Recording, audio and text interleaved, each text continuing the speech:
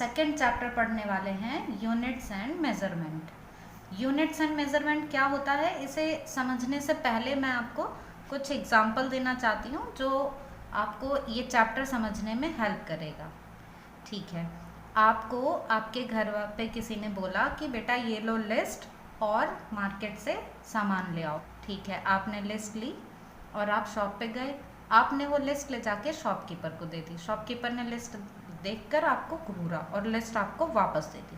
आपने सोचा पता नहीं क्या हुआ है, आपने वो लिस्ट देखी तो वो लिस्ट इस तरह से थी, कुछ ऐसे लिखा हुआ था उसमें, शुगर 2, मिल्क 2, फ्रूटी 1, बिस्किट 5। अब आपका भी दिमाग थोड़ा सा घूम गया कि अरे ये तो लिस्ट जो है इनकम्प्लीट है, इसमें तो कुछ और भी लिखा हुआ होना चाहिए था। क्या इनकम्प्लीट है? कुछ इनकम्प्लीट लग रहा है ना आपको लिस्ट में।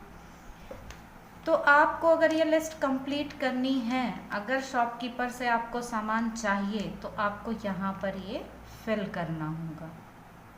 शुगर, अब आपको 2 दाने तो शुगर के चाहिए नहीं, या 2 ग्राम भी शुगर आप नहीं लोगे तो आप क्या लिखोगे यहाँ पर? Kilogram. Milk 2 litre, Frooti 1 litre. अब बिस्किट्स आपको जिस तरीके से चाहिए कि आपको पैकेट्स में चाहिए, तो बिस्किट तो पैक ही मिलते हैं मोस्टली, या फिर अगर यहाँ पर मान लीजिए 500 लिखा होता तो फिर आप यहाँ पे क्या फिल करते? ग्राम, है ना? तब तो आप किलोग्राम नहीं लिखते ना। तो आप ये देख रहे हैं ना कि हमारे पास जो ये सामान की लिस्ट है उसमें हमें ये मेज़रमेंट लिखना बहुत ज़रूरी है। तो मेज़रमेंट आप डेली लाइफ में इतना यूज़ करते हो, अब बस आपको उसे पढ़ना है। आप पहले से ही सब जानते हो, बस अब आपको थोड़ा और प्रॉपर वे में उसको समझना है। तो अब हम इसको नोट्स से समझने की कोशिश करते हैं।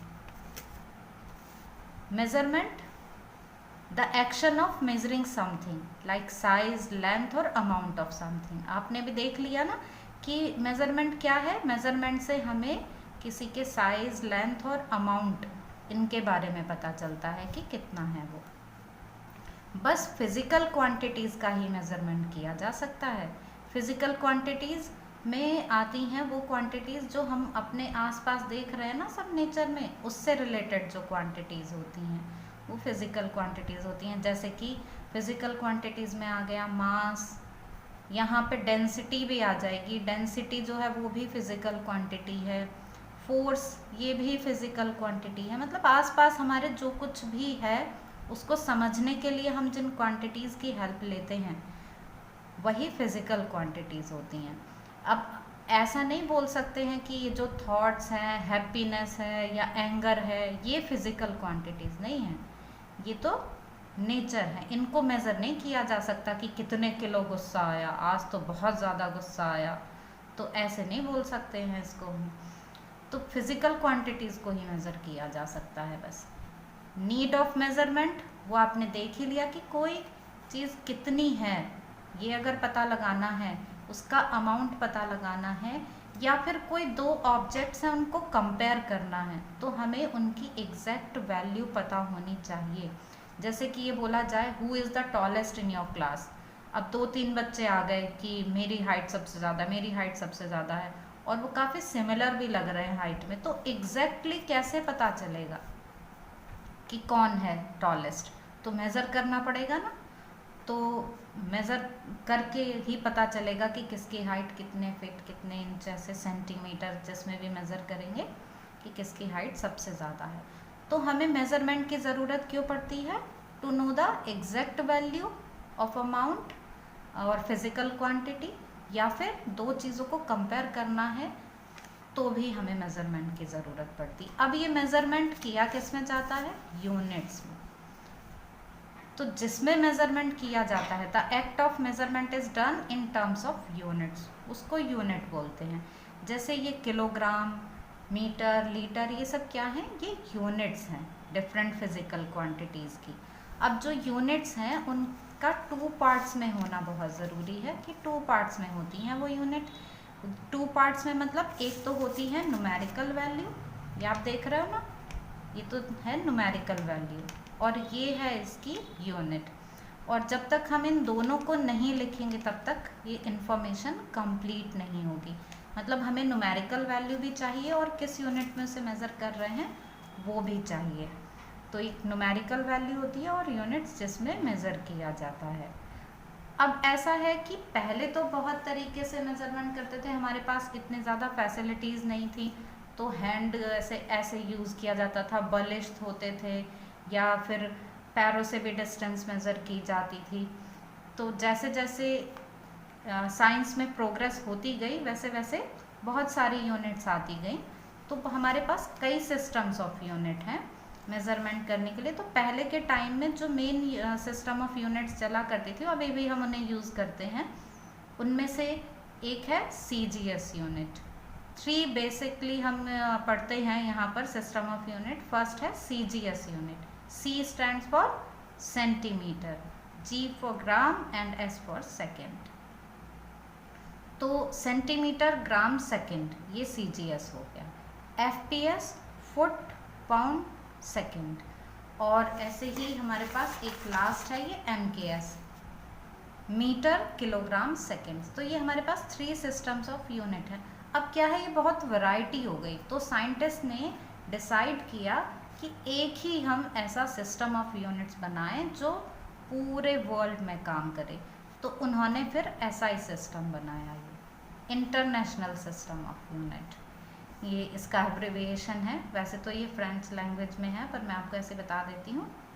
तो इसका जो मीनिंग है वो क्या है, इंटरनेशनल सिस्टम ऑफ यूनिट। तो अब जो SI सिस्टम है ये पूरे वर्ल्ड में एक जैसा ही है, मतलब कोई भी क्वांटिटी है तो उसकी यूनिट फिक्स कर दी गई कि यही ली जाएगी इसकी यूनिट, अब कोई वेरिएशन नहीं होगा। और SI यूनिट आपको जब आप न्यूमेरिकल सॉल्व करेंगे ना, तो वहाँ आपको बहुत ध्यान रखना होता है कि आंसर SI यूनिट्स में ही आपको लिखना होता है मोस्टली। तो हमारे पास कुछ हमने ये बेस क्वांटिटीज़ ली हैं, हमारे पास 7 बेस क्वांटिटीज़ होती हैं। ये इस तरह से हैं कि बाकी सारी जो क्वांटिटीज़ हैं वो इन्हीं की हेल्प से बन जाती हैं। तो हमने ये 7 बेसिक बेस क्वांटिटीज़ ले ली हैं कि बाकी सब जो हैं वो इन्हीं की हेल्प से बन जाती है। जैसे बिल्कुल ऐसे ही जैसे आपके पास 26 लेटर्स होते हैं अल्फ़ाबेट, और उसमें और उससे आप बहुत सारे वर्ड्स बना लेते हैं 26 लेटर से ही। तो ऐसे ही ये हैं हमारे ये बेस यूनिट, इनसे बहुत सारी फिजिकल क्वांटिटीज़ बन जाती हैं। जैसे फोर्स बन जाएगी, इससे वर्क बन जाएगी, मोमेंटम, सब इसी से ही बन जाते हैं। तो अब बेस क्वांटिटीज़ कौन कौन सी हैं, length, mass, time, temperature, electric current, luminous intensity, quantity of matter. जो लेंथ है उसको मीटर में मेज़र किया जाता है, SI यूनिट जो है लेंथ की वो मीटर है, सिंबल M हो गया। मास को किलोग्राम में मेज़र किया जाएगा, kg लिखा जाएगा। टाइम को सेकेंड में ही मेज़र किया जाएगा, S लिखा जाएगा। टेम्परेचर को केल्विन में, आपने टेम्परेचर डिग्री सेल्सियस भी सुना होगा, पर जो SI यूनिट है टेम्परेचर की वो केल्विन है। इलेक्ट्रिक करंट, करंट की यूनिट एम्पियर, A इसका सिंबल हो गया। ल्यूमिनस इंटेंसिटी, ये इंटेंसिटी लाइट की इंटेंसिटी है। जैसे कि आपके घर में लाइट हो तो उसको आप ये देखोगे कि सोर्स के पास आपको ज़्यादा अच्छा दिखता है, जैसे जैसे दूर जाते हैं तो वो कम दिखने लगती है, थोड़ी सी डिम होती चली जाती है। तो ये क्या है, जो डिम हो रही है और ब्राइट है वही होती है इंटेंसिटी लाइट की। तो ये ल्यूमिनस इंटेंसिटी, इसकी यूनिट होती है कैंडेला। क्वांटिटी ऑफ मैटर कहते हैं गैस का अमाउंट, तो वो मोल में लिया जाता है कि 1 मोल 2 मोल गैस इस तरीके से लिया जाता है मॉलिक्यूलर लेवल पर। तो ये क्वांटिटी ऑफ मैटर हो गई। तो ये हमारे पास कुछ बेस क्वांटिटीज़ और उनके यूनिट्स हो गई हैं। इनके अलावा हमारे पास 2 सप्लीमेंट्री यूनिट्स और हम लेते हैं, और सप्लीमेंट्री यूनिट प्लेन एंगल और सॉलिड एंगल के लिए होती हैं। अब जैसे प्लेन एंगल है, प्लेन एंगल आप अभी तक जो एंगल पढ़ते आए कि जो 2 लाइन से बनता है, ये हो गया प्लेन एंगल, ये थीटा एंगल, ये प्लेन एंगल है। और इसकी यूनिट रेडियन, ये भी आपको पता होगी कि रेडियन यूनिट है इसकी। अब सॉलिड एंगल, सॉलिड एंगल आपने अभी तक नहीं पढ़ा होगा, तो सॉलिड एंगल मैं आपको बता देती हूँ। सॉलिड एंगल की यूनिट होती है स्टेरेडियन, और इसको SR से लिखते हैं, रेडियन को RAD ऐसे लिखा जाता है। तो मैं सॉलिड एंगल आपको एक किसी बॉल की हेल्प से दिखाने की कोशिश कर। तो सॉलिड एंगल मैं आपको कोशिश करती हूँ एक्सप्लेन करने की। सपोज़ ये हमारे पास एक स्फीयर है, सॉलिड स्फीयर है ये, और इस स्फीयर की रेडियस है सपोज 5 सेंटीमीटर। तो अब हमको इस स्फीयर पर 5 का स्क्वायर, मतलब जो भी रेडियस गिवन है ना उसका स्क्वायर जितना एरिया लेना होगा। इस तरह से अगर ये एरिया 25 हमने सेंटीमीटर में लिया ना, 25 सेंटीमीटर स्क्वायर है अगर ये एरिया, तो ये एरिया इस स्फीयर के सेंटर पर जो एंगल बनाएगा इस तरह से, मतलब एक कोन की शेप लेते हुए इसको हमें ऐसे सेंटर से मिला देना है कि ये सेंटर से इस तरह से मिलेगा कोन की शेप लेते हुए अंदर। तो अब इतना बड़ा एरिया किसी स्फीयर के सेंटर पर जो एंगल बनाएगा उसको बोला जाएगा सॉलिड एंगल। आपको समझ में आ गया है? सॉलिड एंगल क्या होता है कि किसी स्फीयर की रेडियस के स्क्वायर जितना एरिया उसकी सरफेस पे लिया जाए और वो सरफेस जो एंगल बनाएगी सेंटर पे एक कोन की शेप में, तो उसको बोला जाता है सॉलिड एंगल। तो बच्चों आज हमने पढ़ लिया कि मेज़रमेंट क्या होता है, उसकी ज़रूरत क्या होती है, यूनिट्स क्या होती हैं। अब इसमें हम बस एक चीज़ मैं आपको और बता देती हूँ जल्दी से कि जब हम बात करते हैं यूनिट्स की तो हमारे पास 2 टाइप्स की यूनिट्स होती हैं। यूनिट्स में ये तो हमने लिया कि हमारे पास ये फंडामेंटल है, इन फंडामेंटल से अलग दूसरी होती हैं डेराइव्ड यूनिट। तो जो यूनिट्स हैं ना उनको 2 कैटेगरीज में डिवाइड कर लेते हैं। एक तो ये फंडामेंटल यूनिट्स हो गई बच्चों, और दूसरी बोली जाती हैं डेराइव्ड यूनिट, जो फंडामेंटल की हेल्प से जो हमने यहाँ पर ली हैं ये सब क्या हैं, ये फंडामेंटल यूनिट्स हैं। ये जो है मीटर किलोग्राम सेकंड, ये फंडामेंटल यूनिट्स हैं। डेराइव्ड यूनिट क्या हो जाएंगे, जैसे फोर्स को न्यूटन में मेज़र करते हैं, तो ये हो गई डेराइव्ड यूनिट। तो आई होप बच्चों आपको ये समझ में आ गया होगा।